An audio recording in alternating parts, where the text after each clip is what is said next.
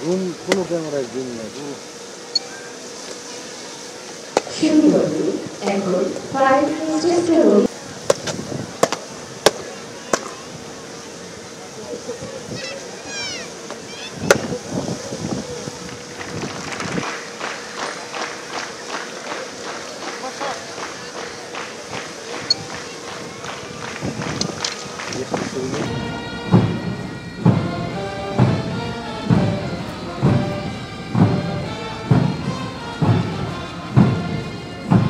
আমরা দেখছি সীমান্তেই প্রতিনিয়ত আমাদের কয়েকদিন পর পরে দেখছি যে সীমান্ত হত্যা হচ্ছে, পতাকা বৈঠক হচ্ছে, সীমান্ত হত্যা বন্ধ হচ্ছে না, মাদক চোরাচালান সব কিছু বন্ধ হচ্ছে না, তারা আবার উল্টো বাংলাদেশকে হুঙ্কার দিচ্ছে। এই বিষয়ে আপনাদের পলিসিগত বিষয়টাকে যদি একটু বলতেন আমাদের পলিসিগত বিষয় আপনারা আজকে দেখছেন। আমি অ্যাড্রেসের সময় একটা লাইন কিন্তু আমি পরপর 2 বার পড়েছি।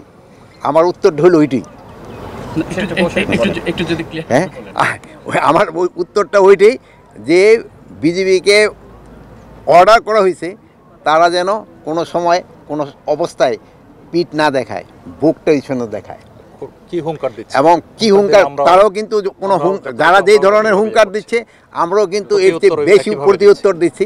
তা আমি সাংবাদিক ভাই আপনাদের কাছে আমি একটা অনুরোধ করব, ওরা মিডিয়া কিন্তু প্রচুর মিথ্যা কথা, আমি ম্যাক্সিমামই এটা কিন্তু প্রতিউত্তর আপনারা দিতে পারেন, আপনারা দিচ্ছেন, আপনারা সত্যি ঘটনা প্রকাশ করে আপনারা দিচ্ছেন।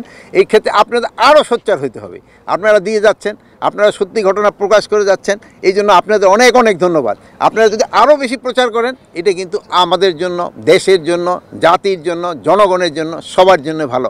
আপনারা কিন্তু এই লক্ষ্যে কাজ করে যাচ্ছেন, আমি আশা করব আপনারা আপনারা বজায় রাখবেন। সীমান্ত হত্যাটা বন্ধেই আপনাদের এটা কি এখন পর্যন্ত শূন্যের কোটায় আসছে না? আমরা দেখছি সত্যি কথা যে সীমান্ত হত্যা কিন্তু শূন্যের কোঠা আসছে না। এই পরপর যে 2টা হয়েছে এটা খাসিয়াদের সমস্যা, এটা কিন্তু খাসিয়া পড়লে তো ওখানে একটু সমস্যা রয়ে গেছে।